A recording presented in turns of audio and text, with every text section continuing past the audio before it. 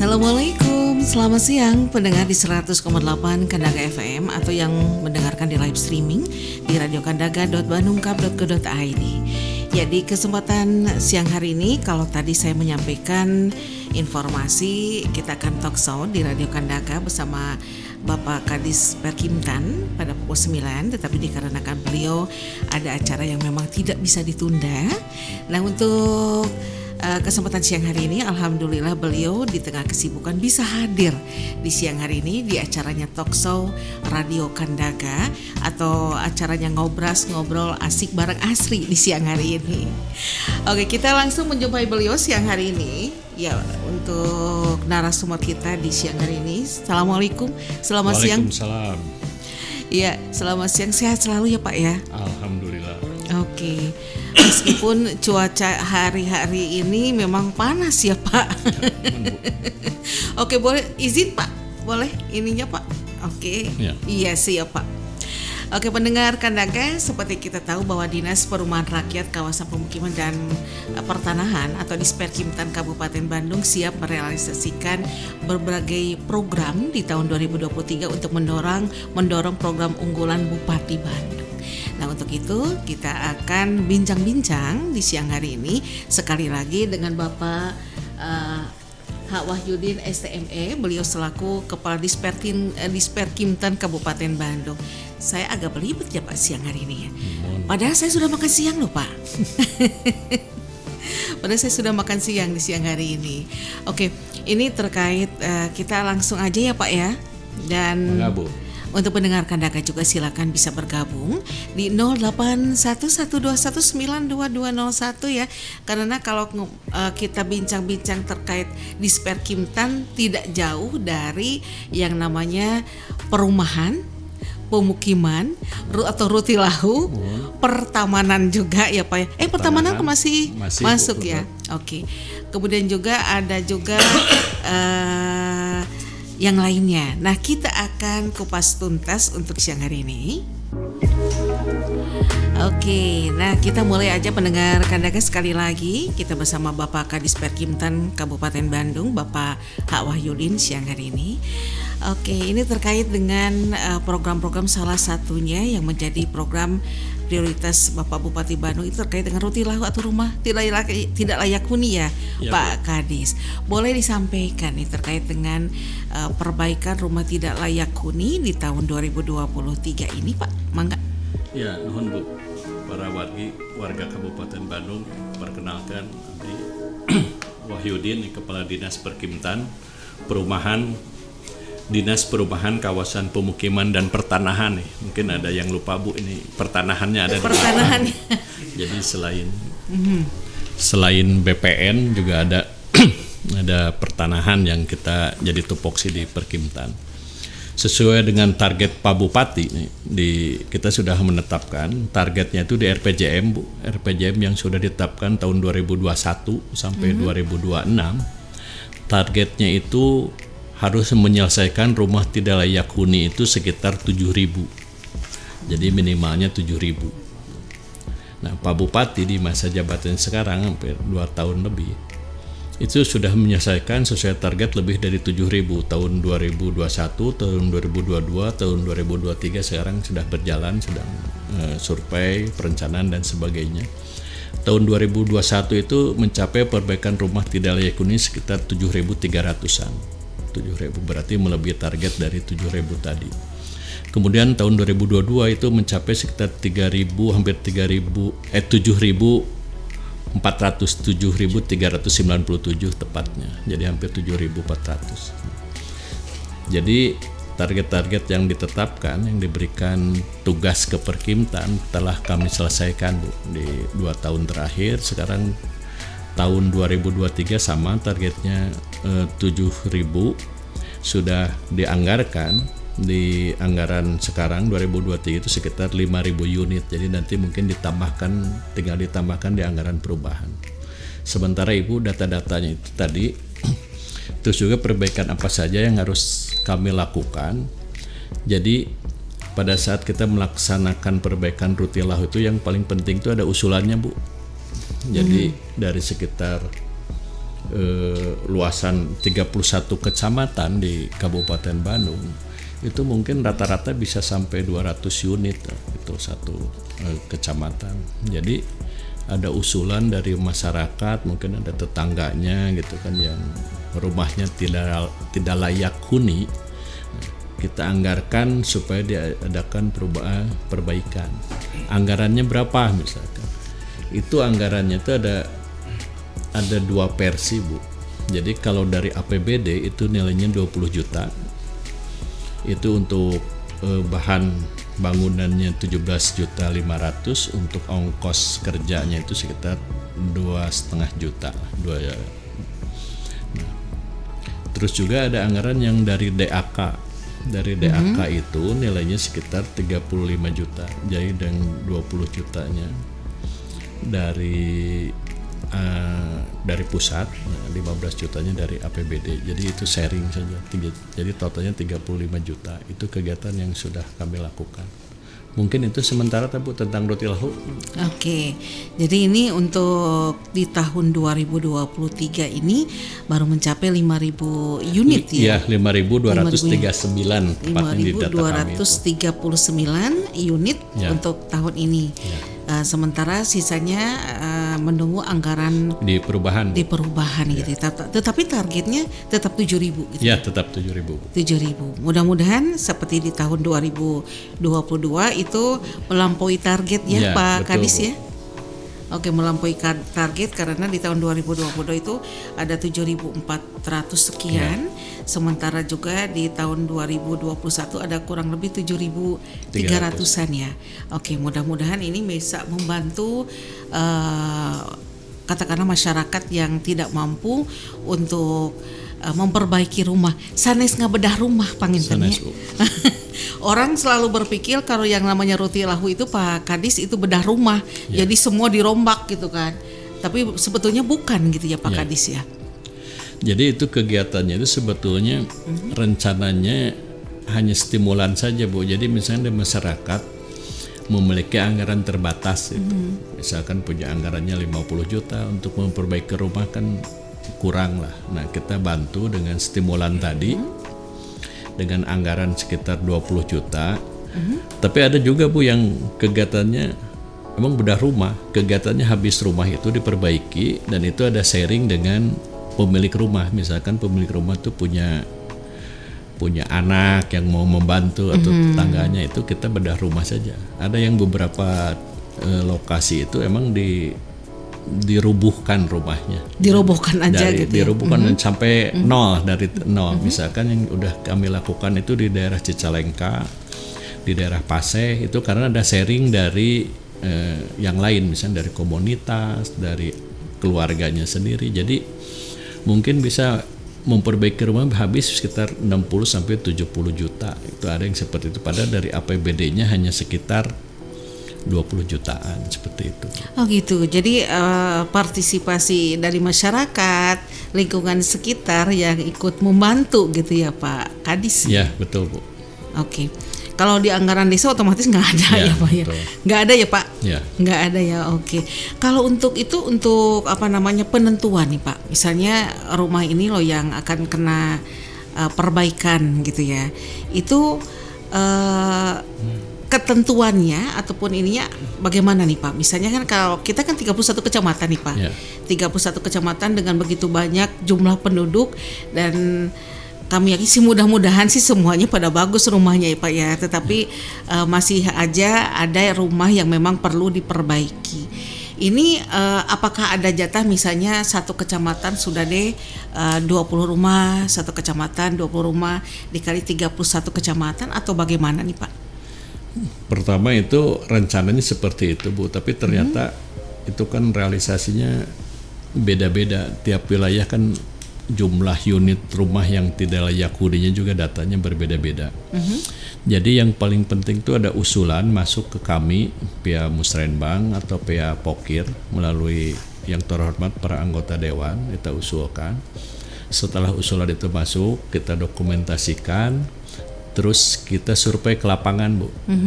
Jadi yang paling inti kondisi rumahnya itu pertama dia rumah pribadi lah, rumah yang bersangkutan tidak dalam kondisi sengketa, tidak berada di daerah bencana. Karena beberapa lokasi pernah kita tolak juga karena lokasinya di daerah yang potensi bencana longsor, misalkan seperti kejadian di daerah Kutawaringin, di daerah Cukang Genteng, Pasir Jambu. Nah itu karena di daerah-daerah yang Pangalengan, nah itu daerah bencana. Nah itu bukan perbaikan rumah programnya, Bu, beda lagi. Kalau itu lebih baik masuknya ke program perumah bencana, korban bencana. Itu Rumah lebih baik. korban bencana. Ya, beda lagi. Slot anggarannya itu sekitar 60 juta, maaf.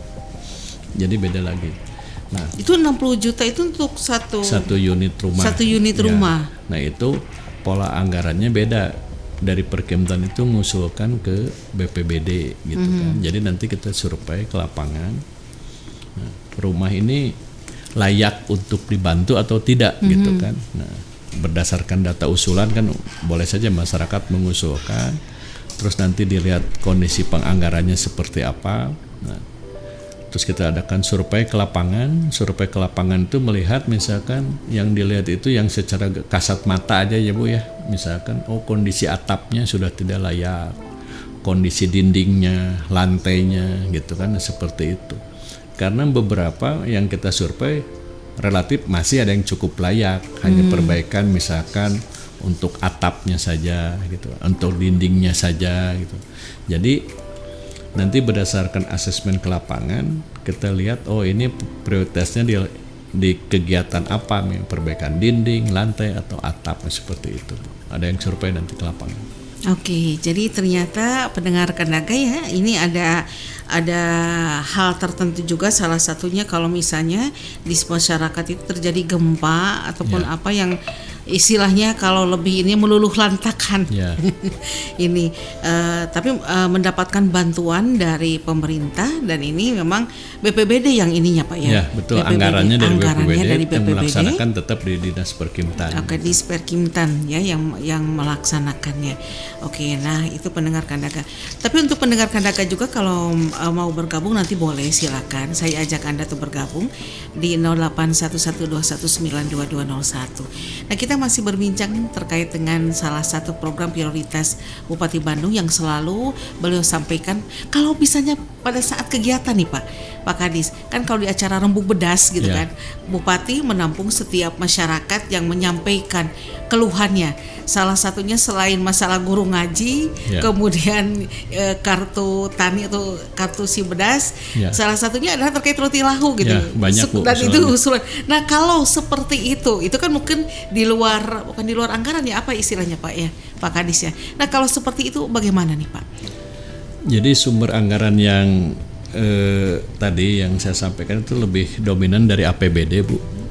Jadi warga masyarakat Kabupaten Bandung juga harus memahami bahwa sumber anggaran itu tidak hanya dari APBD Kabupaten, juga ada sumber anggaran yang lain Bu, dari APBD Provinsi, dari BSPS, dari pusat juga ada. BSPS itu aspirasi dari anggota dewan di pusat yang berasal dari Kabupaten Bandung, seperti itu. Jadi pada saat rembuk bedas misalkan, itu kan misalkan tahun 2023 itu kan anggarannya sudah tersedia di DPA lah, di APBD, nah seperti itu. Nah itu ada usulan baru, nah kita usulkan nanti untuk penambahan tadi di perubahan anggaran. Pertama diusulkannya, jadi kita tampung semuanya. Nah kita usulkan di perubahan anggaran, biasanya pembahasannya mulai bulan Juni, Juli sampai bulan Oktober nanti. Nah itu mungkin di akhir tahun pelaksanaannya. Terus juga diusulkan ke BSPS misalkan, yang tadi yang aspirasi anggota dewan pusat, seperti itu. Jadi selain dari APBD Kabupaten ada juga sumber anggaran yang lain, atau juga dari CSR Bu, CSR Bank Jabar, BPR Kertara Harja kita sampaikan juga. Terus juga dari dana bagi hasil misalkan ada tambahan-tambahan seperti itu. Yang jelas data itu kami tampung dulu pada saat proses bunga desa, misalnya kegiatan Bupati Ngemumule Desa atau kegiatan rembuk bedas, banyak tuh usulan roti lahu. Jadi kita tampung, kita dokumentasikan, kita survei yang layak untuk dibantu. Nah, kita salurkan anggarannya ke APBD perubahan, ke BSPS, ke provinsi, banyak sumber anggaran yang lain. Seperti itu, Bu. Oke, karena biasanya beliau biasanya tidur di sebuah rumah yang memang boleh dikatakan rumah tidak layak huni, Ya, ya betul, Pak Kadis ya, gitu ya. Ya, jadi Pak Bupati pada saat acara Bunga Desa, kalau yang lain tinggalnya harus di tempat yang Bagus. lah, Pak Bupati. Ini enggak, Bupati kita beda, kita tinggalnya di tempat yang di lokasi itu. Yang kondisi rumahnya paling minimal, paling jelek lah gitu Paling kan. jelek. Yang kedua ditempati oleh saya, Bu. Oke, itu. oh gitu ya. Pak Kadis, berarti Pak Kadis yang kedua Iya, gitu ya. jadi dari sekian rumah itu Pak Bupati menempati yang fasilitasnya sangat minim, tidak ada, kadang tidak ada WC-nya gitu kan Pak. Setelah itu langsung dilihat di data kami, kalau sudah masuk perbaikan, memang masuk di datanya udah kita perbaiki. Nah, kalau belum kita usulkan untuk perbaikannya langsung tadi. Jadi ada kegiatan nanti di perubahan anggaran kita usulkan seperti itu. Tapi prinsipnya selain rumah juga kita penataan lingkungannya, Bu. Jadi pada saat Bupati kegiatan Bupati memulai desa itu ada juga kegiatan pembangunan jalan setapaknya, itu pembangunan misalkan usulannya taman lingkungan seperti itu, terus juga fasilitas jalan lingkungan dengan penerangannya, nah seperti itu kita lakukan juga, tidak hanya rumah. Itu izin saya potong. Itu masuknya kemana? Tapi kalau untuk fisik jalannya itu PUTR ya yang. Kalau yang jalan kabupaten oleh PUTR, kalau jalan lingkungannya masih oleh Perkimtan. Yang jalan kira-kira 1 sampai 2 meter itu kan jalan lingkungan. Itu masih oleh Perkimtan, Bu. Oh, di Perkimtan gitu ya. Oke. Termasuk penataan lingkungan seperti taman dan lain sebagainya. Penerangan umum juga masuk. Penerangan umum itu yang sifatnya penerangan jalan lingkungan. Jalan lingkungan itu maksudnya. Beda dengan yang kalau oleh PU itu yang PJU, Bu, yang tinggi itu. Kalau kita enggak, yang jalan lingkungan saja yang difasilitasi oleh Perkimtan seperti itu. Banyak Pak keluhan kalau di Rempuk Bedas, misalnya kami ingin karena jalan-jalan di lingkungannya termasuk ya kurang inilah gitu ya. Banyak keluhan Pak terkait dengan hal itu atau cuma rutilahu aja yang banyak dikeluhkan oleh masyarakat? Ya, jalan lingkungan itu pertama tadi kita pembagian kewenangan dan juga kewenangan yang dilaksanakan oleh pihak desa, Bu. Nah, itu jadi sharing saja dengan pihak desa. Banyak beberapa daerah jalan lingkungannya masih perlu diperbaiki lah, seperti kita perbaiki itu misalkan yang temuan kami di tahun kemarin itu di daerah-daerah perbatasan, misalkan daerah Cilengkrang gitu kan, daerah Cipanjalu ke tahun kemarin kan Cipanjalu, terus daerah Cipelah, Rancabali. Tapi kalau lokasi yang masuk daerah perkotaan relatif sudah cukup baik jalan lingkungan. Bagus, itu ya. Di daerah perbatasan itu yang masih perlu ditingkatkan lagi jalan lingkungan.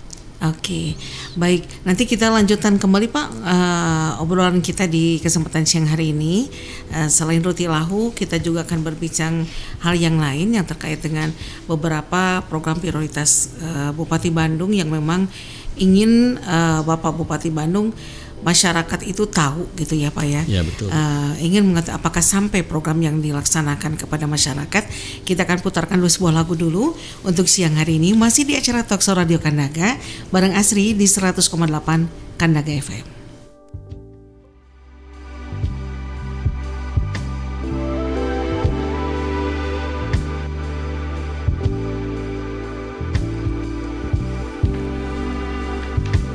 Oke, masih di 100,8 Kandaga FM dan juga Anda yang mendengarkan di live streaming di radiokandaga.bandungkap.co.id.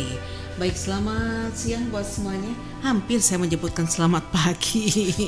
Oke, sebentar. Assalamualaikum. Waalaikumsalam warahmatullahi wabarakatuh. Oke, selamat siang Teh Asri. Selamat siang Pak Wahyudin. Siang, Bu. Perkenalkan Pak, saya Ibu Asti dari Rancamannya. Iya. Tadi Halo. Ya Bu As. Ya. Halo. tadi anggaran untuk Rutilahu itu anggarannya ada 2 versi ya Pak ya. Betul Bu. Dari APBD 20 juta, BAK 35 juta. Ya. Nah, saya ambil yang APBD ya, yang 20 juta. Betul. Nah, apakah anggaran tersebut diberikan langsung ke orang yang berhak menerimanya atau secara material, Pak?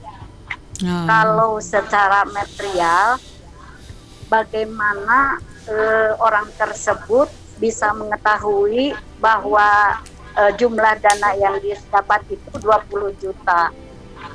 Terus bagaimana kalau ada punten Pak, kalau ada kecurangan dari pengurus tentang jumlah dana tersebut tidak sesuai dengan yang harus didapatkan, yang tadi itu yang 20 juta. Okay. Nah itu mungkin Pak Kadis. Ya, terima kasih sebelumnya. Atur nuhun Teh Asri. Baik, terima kasih. Assalamualaikum warahmatullahi wabarakatuh. Waalaikumsalam warahmatullahi wabarakatuh. Terkait anggaran yang 20 juta itu berbentuk material atau yang lainnya. Tapi kita buka dulu ya Pak. Oke. Ya, Assalamualaikum. Waalaikumsalam. Iya, dengan siapa nih? Dengan Yopi di Banjaran. Oke, Yopi di Banjaran. Oke, Yopi, mangga. Ini Teh mengenai pertanyaan ini kan tadi dijelaskan itu dalam Rutilahu Teh ada seleksi gak itu dari pemerintahannya begitu? Pemberian Rutilahu itu apakah ada seleksi gitu? Iya. Iya, begitu deh. Oke, ada yang lain lagi? Cukup Teh kayaknya. Oke, mangga. Terima kasih Teh. Oke, terima kasih lagi. Ada Kang Yoga yang berada di Banjaran. Selamat. Yopi yang berada di Banjaran menanyakan terkait dengan Rutilahu apakah ada perlu diseleksi atau tidak. Oke, kalau ada yang mau telepon lagi, maka satu penelpon lagi sebelum kita ini kan ya kita masih bersama Bapak Kadis Perkimtan Kabupaten Bandung atau Dinas Perumahan Rakyat Kawasan Pemukiman dan Pertanahan di Kabupaten Bandung bersama Bapak Hak Wahyudin yang menemani kita di siang hari ini. Oke, kalau tidak ada saya akan langsung ataupun kita ini kan langsung ya. Oke, sebentar untuk Mbah Edi di Cipendei. Selamat siang. Harusnya orang Cipendei itu terkait dengan Sanggar Mas ya, nanti ditanyain. Ini ada orang Cipendei, ini siapa ya? Mbah Edi di Cipendei, Nuju Manco, cenah saorna teh gitu. Terus orang tahu siapa? Ada Mbah Edi, ada Kang Jaka orang Cipendei. Pak Ahmad tahu nih Pak Kadis karena orang itu. Oke, langsung aja nih Pak Kadis terkait pertanyaan dari Ibu Asti tadi. Ya, nuhun Bu Asti. Jadi ada mekanisme dari dinas, mekanisme adalah ada SOP-nya. Jadi pertama yang tadi komposisi mungkin buat pendengar yang lain juga supaya mengetahui 20 juta itu pertama 17 juta berarti dipotong pajaknya tadi. Berarti 17 juta 500 itu untuk bahan bangunannya. 2,5 juta itu untuk ongkos untuk perbaikan lah tukang dan sebagainya. Nah itu uangnya itu distorkan itu ke BUMDes. Nah, di kita di Perkimtan itu punya fasilitator. Jadi di setiap wilayah itu didampingi oleh fasilitator. Ada yang mendampingi lah seperti itu. Jadi nanti hasil surveinya apa yang harus diperbaiki, ada perencanaannya. Nah, terus uangnya dikirim ke BUMDes. Nah, dari BUMDes tadi membeli bahan bangunannya sebesar 17,5 juta dan untuk ongkosnya 2,5 juta. Biasanya ongkos itu hanya stimulan saja. Kalau di wilayah itu banyak perbaikan-perbaikan yang dilaksanakan Bu, dibantu oleh tetangganya, oleh warga dan sekitarnya. Nah itu mekanisme seperti itu. Jadi uangnya ditransfer ke BUMDes. Nah, dari BUMDes mereka kerjasama dengan material seperti itu, terus belanja bahan bangunan sesuai kebutuhannya tadi. Bilih lepatnya kita rusakna atapna dibalanyakeun kanggo dinding misalkan karena ada fasilitator yang selalu mendampingi. Nah, tinggal tadi meminimalisir kecurangan atau bagaimana? Volumenya, nah itu tadi pertanyaan Bu Asti sebenarnya adanya. Volumenya sesuai atau tidak. Nah, pertama kita dari yang kita transfer tadi 17,5 betul tidak dibelanjakannya sesuai gitu. Bisa saja Bu Asti di lapangan terjadi markup bisa gitu. Tapi yang paling penting kita tetap berprasangka baik lah, tidak ada lah kecurangan.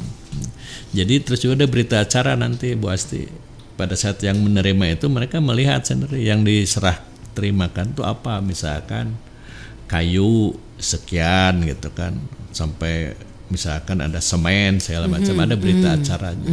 Nah itu bisa dikonfirmasi. Jadi kalau misalkan ada yang aneh itu bisa lapor lah ke fasilitator yang di sana. Misalkan masa sih 17,5 juta cuma seperti ini misalkan. Siapa tahu di sana memang harganya misalkan tadi. Tapi kalau harga udah ada harga satuannya sebetulnya. Ini volume biasanya. Nah itu tadi ada berita acaranya. Apa saja yang diserah terimakan, terus nanti diperbaiki apa saja. Nah itu. Jadi kalau kecurangan mungkin ada saja di lapangan, tapi untuk meminimalisir kecurangan kita ada fasilitator, terus juga ada harga satuan, terus kita kerjasama dengan BUMDes yang istilahnya sudah kita verifikasi gitu kan, seperti itu. Jadi kita pengalaman dari 7.000 itu mungkin ada saja yang curang, tapi kita meminimalisir dengan adanya fasilitator lah, selalu mendampingi seperti itu aja Bu. Okay. Terus dengan Pak Yopi nih Banjaran diseleksi tidak diseleksinya tadi. Jadi di lokasi itu kalau misalkan yang rusaknya ada 100 unit misalkan. Nah, ternyata kan ada kuotanya juga gitu kan. Anggaran dari 7.000 tadi kan didistribusikan ke hampir 31 kecamatan. Jadi kalau nanti fokus ke satu lokasi lain tidak tertangani gitu kan. Ada skala prioritas. Terus seleksinya seperti apa? Seleksinya tadi di lokasi itu yang paling perlu bantuan yang mana misalkan. Jadi kalau ada 2 rumah rusak misalkan, yang prioritas yang mana lah? Yang satu masih ada misalkan penghasilan, yang satu tidak ada, kira prioritaskan yang tidak punya penghasilan dulu lah.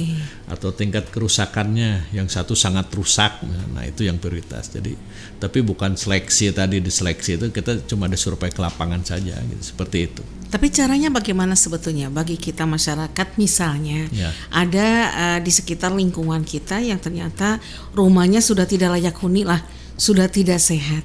Terus kita harus bagaimana nih supaya si tetangga kita itu mendapatkan program bantuan bedah rumah dari pemerintah? Nah itu yang paling penting itu yang lokasi rumah itu tersampaikan ke aparat yang paling rendah, ke RT RW gitu kan, atau ke kalau dengan Pak Kadesnya ke desa, nanti oleh desa dikumpulkan seluruhnya. Di lokasi desa itu nanti Pak Kadesnya bikin semacam surat proposal kondisi rumah yang tidak layak huni ada di desanya, dikirim ke kami di Perkimtan, bisa langsung seperti itu. Jadi dari RT RW masuk ke desa? Ya, kami menerima itu dari pihak desa saja unitnya itu. Jadi misalkan ada sekian ratus rumah di desa itu, nah itu dari pihak desa. Ada juga mekanisme pihak musrenbang Bu. Pada saat musrenbang biasanya bulan Februari itu kita usulkan, misalkan masalahnya mengusulkan. Terus juga ada melalui pokir Bu. Pada saat anggota dewan itu reses, usulkan saja ke sana, nanti pihak anggota dewan mengentry di e-pokir itu, mengisi misalnya lokasi ini itu seperti bisa itu. Langsung ke sana, bisa ke dewan gitu. Iya, ke dewan. Jadi pada saat reses dia mendata, terus diusulkan pihak pokir. Anggota dewan itu punya hak juga mengusulkan kegiatan melalui e-pokir. Itu maksudnya, mohon maaf kalau saya salah, termasuk dana aspirasi atau bukan, beda lagi? Beda. Jadi gini. Jadi yang anggota dewan itu pada saat ke lapangan gitu kan, ada temuan-temuan di lapangan, mereka mengusulkan ke pemerintah daerah. Nah, melalui mekanisme pokir, pokok-pokok pikiran tadi, jadi e-pokir namanya. Jadi mereka mengentry, biasanya didampingi oleh tenaga ahlinya. Kita entry, nah nanti di verifikasinya atau verifikatornya ada di Bapeda dan Dinas Perkimtan seperti itu. Kalau yang masuk kewenangannya Perkimtan gitu. Seperti itu. Jadi bisa melalui ke para anggota dewan yang ada di wilayahnya masing-masing sesuai dapilnya. Via musrenbang bisa pada saat musrenbang di bulan Februari misalkan, atau via desa mengusulkan langsung ke dinas. Nanti ada diverifikasi ke lapangan seperti itu. Karena kita tidak mengharap misalnya, nah rumah hari ini diperbaiki, sementara ada juga rumah yang ternyata sangat-sangat ini sekali tidak diperbaiki gitu ya. Ya karena tadi banyak yang datang ke kami Bu, apalagi pihak medsos itu rumah butut, jelek, tidak diperbaiki. Ya kalau tidak ada yang mengusulkan sulit juga nah kan. Itu gitu. ya makanya gitu ya. Berarti kita yang harus aktif gitu ya Pak Kadis. Ke warga terus lebih aktif karena kami sendiri mungkin keterbatasannya Bu untuk memantau berapa luas Kabupaten Bandung, sekitar 174.000 hektar gitu kan. Kita tidak paham seluruhnya. Jadi peran masyarakat yang sangat kami dibantu lah mengusulkan ke pihak desa, ke para anggota dewan yang terhormat, terus juga pihak musrenbang. Jadi bisa usulan-usulan seperti itu. Oke, nah gitu ya untuk Kang Yopi juga ini bisa disampaikan juga. Kalau tadi misalnya seleksinya bagaimana gitu ya, tadi sudah disampaikan tapi ada tambahan juga sebetulnya untuk Kang Yopi bahwa kalau kita mau mengusulkan tetangga kita yang mau dimasukkan ke dalam rumah yang mau diperbaiki, nah tadi telah disampaikan oleh Pak Kadis. Oke, selain program Rutilahu, nah kayaknya kan supaya waktu kita karena tinggal beberapa menit lagi nih Pak Kadis. Kalau tadi kan ada penataan lingkungan lingkungan itu saya ingatnya ke pertamanan gitu ya. Pertamanan itu termasuk di Perkimtan juga ya Pak ya. Iya betul. Oke. Nah terkait pertamanan gitu ya. Kalau dulu saya masih ingat ada taman ramah anak kalau tidak salah, benar ya Pak? Taman atau misalnya taman-taman yang memang untuk taman anak Bu. Taman anak, tapi ramah gitu untuk anak gitu ya, benar nih Pak? Ya betul Bu, tadi taman-taman pertama itu dikerjakan juga oleh Dinas Perkimtan. Jadi sekarang itu taman-taman Bapak Ibu-ibu yang tinggal di sekitaran Soreang mungkin rekreasi murah meriah ya ke Pemda Sabtu Minggu penuh Bu.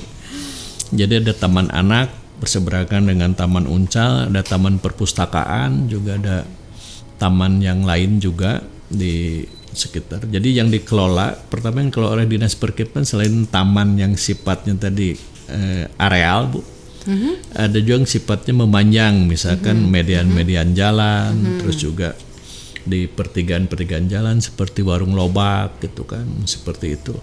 Tapi yang paling diminati sekarang gitu lebih cenderung ke Pemda nih Bu Asri. Jadi Sabtu Minggu tuh masyarakat penuh yang ke Pemda. Nah, jadi perbaikan taman itu jadi tugas kami tambahan juga nih karena ada budaya sih kan nanti botram gitu ya.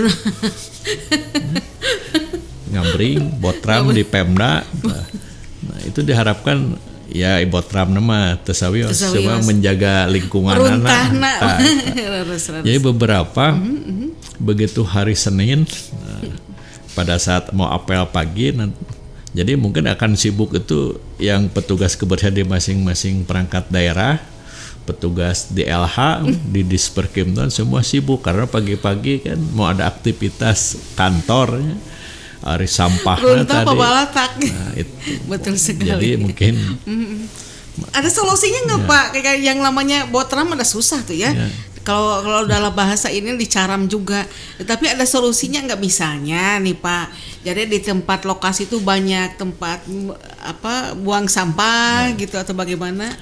Ya itu beberapa udah Bu yang seperti itu. Tempat sampah ada, tapi ada itu mungkin masyarakat perlu ditingkatkan ya kesadarannya. Jadi buang sampahnya pertama tempat sampahnya ada tapi botramnya paling sering itu lingkungan di sekitaran Upakarti ya, yang ramai itu Taman Anak, Taman Uncal itu Taman Uncal. Nah, itu mungkin tinggal ada sih fasilitas itu tempat sampah segala macam ada. Nah, tinggal tadi kesadaran saja membuangnya pada tempatnya. kadang-kadang ditumpukan di pinggir, di sudut gitu kan. Terus mungkin juga kapasitasnya mungkin juga perlu ditambah, nanti kita sampaikan juga, atau kita ada pengadaannya khusus tempat sampah seperti itu. Yang paling penting itu setelah aktivitas para wargi Kabupaten Bandung di sekitaran Pemda, ya setelahnya pulangnya bersih lagi, itu ideal. Harus nama dijinjing gitu ya, keresek gitu kan. Nah, seperti itu. Terus juga saya harapkan menjaga tadi fasilitas yang ada, fasilitas lampu segala macam gitu kan. Nah, juga kalau ada apa-apa bisa melaporkan Bu, di setiap taman itu ada petugasnya sebetulnya yang menunggu lah. Misalkan ada laporan tuh, ada yang misalkan membahayakan tadi Bu, yang hubungan dengan ramah anak, ibu-ibu na oge dehnya tong bararaong ting barudak punten tak para wargi. Jadi hari Sabtu Minggu itu waduh rame pisan tuh barudak eta bilian. Nah kecelakaan kan kayak pengelolanya dilepatkan. Nah, itu jadi dijaga bersamalah Bapak Ibu nu hadir di taman di Pemda, memperoleh fasilitas itu kan. Nah, kami di Pemda sendiri di dinas mungkin akan menjaga itu gitu kan, melengkapi fasilitas itu. Seperti itulah. Yang di dekat dulu itu Basnas juga kan ada taman ya Pak ya. Meskipun ini dulu mah rame gitu ya.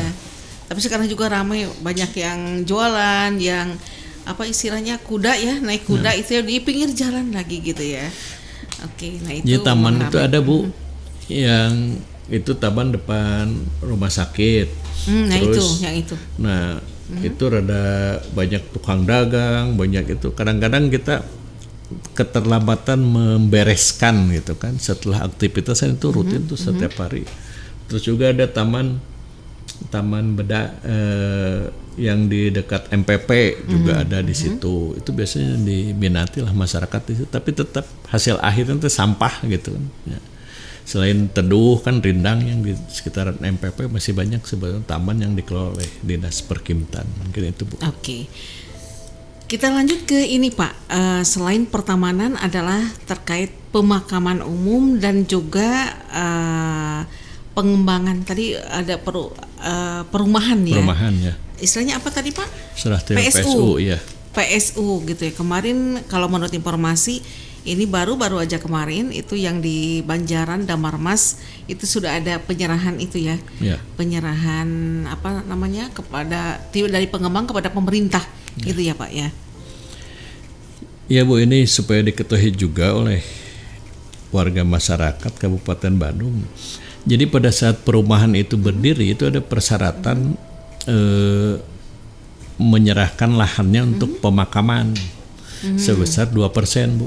Jadi misalkan membuat 100 meter berarti ada 2 meter yang harus diserahkan ke Pemda buat pemakaman. Udah pasti kan penghuni perumahan itu bakal meninggal. Sudah pasti. Jadi jangan sampai kondisi makam itu seperti kalau Bapak Ibu lihat di kota Bandung. Tidak teratur. Sekarang coba Bapak Ibu jalan-jalan lah ke pemakaman yang di Bandung lah, di Sirnaraga misalkan, di Cikutra. Terus bandingkan dengan makam-makam yang dikelola oleh Kabupaten Bandung, oleh Pemkab Kabupaten Bandung. Makam itu Bu dari 2% tadi itu tersebar di Kabupaten Bandung di sekitar 10 titik Bu. Mulai dari utaranya itu sekitaran Cikoneng tuh di Cileunyi di atas, paling ujung sana itu di daerah Cicalengka, paling selatan mungkin di daerah Paseh, di tengahnya Bojong Soang, banyak Ranca Ekek. Jadi tersebar di 10 titik. Kalau di sekitaran Soreang ada Haminte, terus ada Pananjung di atas, itu makam yang dikelola oleh Pemda.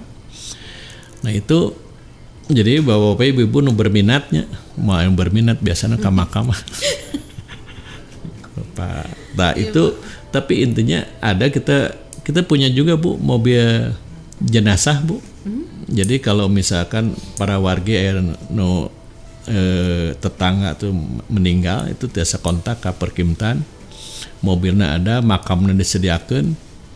Nah, jadi itu fasilitas itu bisa dimanfaatkan oleh para warga kabupaten. Mobilnya di mana Pak? Mobilnya di Dinas Perkimtan Bu. Mobil, ya, gitu mobil semacam mobil jenazahnya ada. Oke, bukan di desa atau kecamatan ya, tapi di Jadi Perkimtan gitu ya. kan masing-masing desa punya dinas juga memiliki itu kendaraan mobil jenazah. Nah, sebagai informasi saja, bisa nanti kalau ada saudara atau siapa yang meninggal, nah, seperti itu. Nah, terus selain menyerahkan lahan tadi yang 2% untuk pemakaman, juga perumahan itu harus menyerahkan pasos-pasumnya, Bu. Pasos-pasum itu bisa berupa taman, bisa berupa jalan, bisa berupa drainase dan sebagainya. Nah, itu kalau diserah terimakan ke pemerintah kabupaten, nanti rencananya kan akan digunakan. Misalkan PSU itu kalau misalkan memungkinkan untuk dibangunkan sekolah misalkan, nah kita bangun sekolah di lokasi itu. Kalau misalkan perlu dibangunkan taman seperti di Sanggar Indah Banjaran, Bu, nah itu kita bangunkan taman yang di tengahnya itu kita bangunkan juga. Jadi dari sekitar 450 perumahan yang di Kabupaten Bandung itu baru sekitar mungkin 10%-nya saja, Bu, yang sudah diserah terimakan pasos-pasumnya. Sisanya masih ada yang pengembangnya sudah tidak ada. Mungkin nanti yang perumahan-perumahan yang pengembangnya sudah tidak ada itu ada mekanisme yang lain, Bu. Cukup diusulkan oleh warga di situ yang ditunjuk saja, Pak. Oleh tokoh masyarakat saja di situ. Itu. Jadi sebetulnya untuk persyaratan itu tidak ribet, Pak. Ya. Misalnya karena kebetulan di salah satu komplek teman saya, ya. Yang kebetulan baru kemarin juga ini, kalau Damar Mas ini kan ada lagi Sanggar Mas Lestari, ya. Itu belum diserahkan. Itu sebetulnya enggak ribet, Pak, untuk itu atau bagaimana? Jadi serah terima itu kalau dulu rada ribet karena diserah terimakannya oleh pengembang. Nah, sekarang kan pengembangnya apalagi yang udah dibangun 20 tahun yang lalu gitu kan, pengembangan kan sudah tidak ada.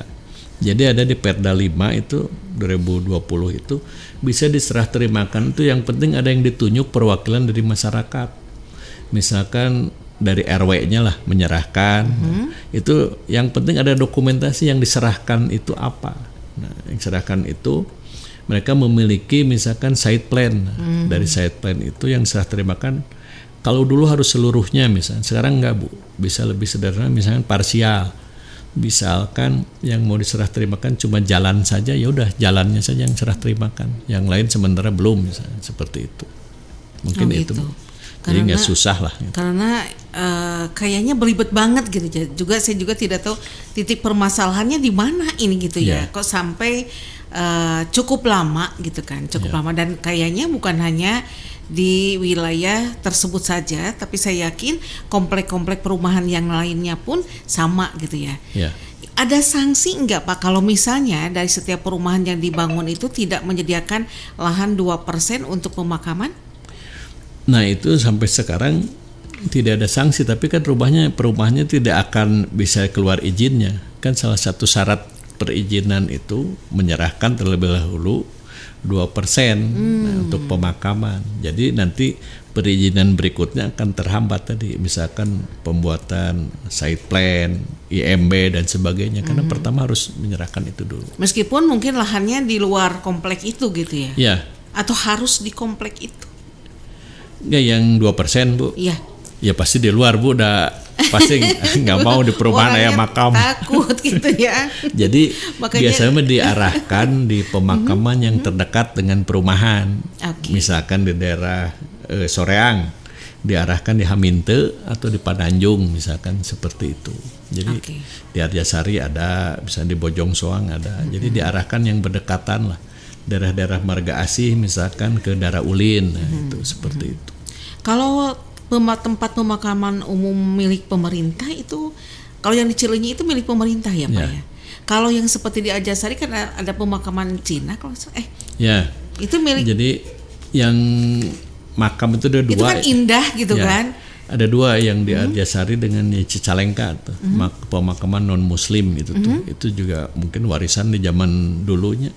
Itu tetap dikelola, Bu, oleh Pemda pemerintah. Karena tempatnya indah terpikasianeun gitu ya.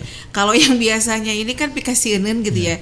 Ada gimana, tapi kalau tempat tersebut kayaknya kalau dijadikan sebagai tempat wisata itu juga enak juga sebetulnya ya, Pak Kadis ya. Ya mangga boleh baden jalan-jalan. Jadi tempat-tempat makam Bu, itu di daerah Ulin itu udah ada penerangan Bu. Terus di Hamin itu ada gazebo, view-nya bagus. Cuma sekitarnya tetap makam gitu kan. Tapi konsepnya makam itu bukan sesuatu menyeramkan gitu kan. Gitu ya. Jadi tempat bisa orang berdoa dengan nyaman seperti itu, ada fasilitas tadi air bersih segala macam. Itu beberapa. Terus juga ada yang membedakan dengan makam-makam di Kota Bandung. Di Kabupaten Bandung itu tidak boleh ditemok Bu.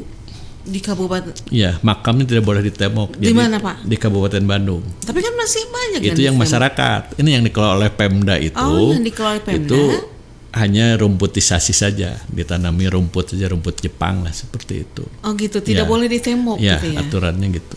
Jadi kalau yang masyarakat, yang dikelola oleh masyarakat mungkin masih menggunakan temok kan sekitar makam. Kalau yang dikelola oleh Pemda itu tidak Bu. Kalau milik pemerintah dan swasta beda enggak? Misalnya milik perumahan, apakah ada sewanya atau bagaimana? Per berapa itu? Itu kalau yang dikelola oleh kami di Perkimtan itu murah Bu. Sewa per tahunnya itu cuma 20.000 lah, itu sebungkus rokok lah setahunan itu. Jadi retribusinya itu 20.000 per tahun dan biasanya dibayarkannya itu per 2 tahun sekali, jadi bayarnya 40.000 per 2 tahun seperti itu Bu.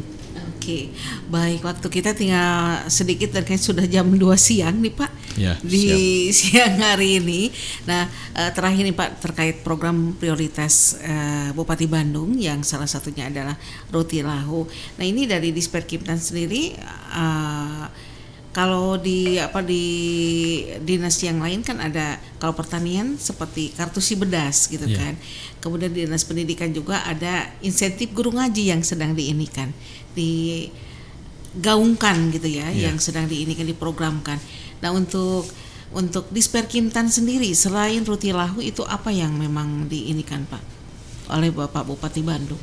Jadi di Perkimtan ini sudah menjadi target KPK Bu. Untuk target itu ada 2, penyerahan pasos-pasum tadi yang diprioritaskan dari sekitar 450 perumahan itu baru sekitar 10%. Itu penyerahan pasos-pasum harus segera diselesaikan. Terus juga sertifikasi Bu. Targetnya itu per tahun 300 bidang tanah yang harus diselesaikan. Itu kan dari sekitar 2.600 bidang tanah, mungkin sekarang baru sekitar 300 sampai 400 yang baru selesai gitu. Sertifikasi tanah pemerintah. Iya, betul. Iya, sertifikasi tanah pemerintah karena tanah-tanah yang dikuasai oleh pemerintah, administrasi pertanahannya masih belum lengkap gitu kan. Nah, itu jadi target supaya diselesaikan per tahun itu sekitar 300 bidang tanah gitu. 300 bidang tanah. Itu kan. Itu berarti masih banyak ya Pak? Banyak. Ya? Yang tanah-tanah yang memang milik pemerintahnya ternyata ada yang terbelangkai gitu ya Pak? Banyak.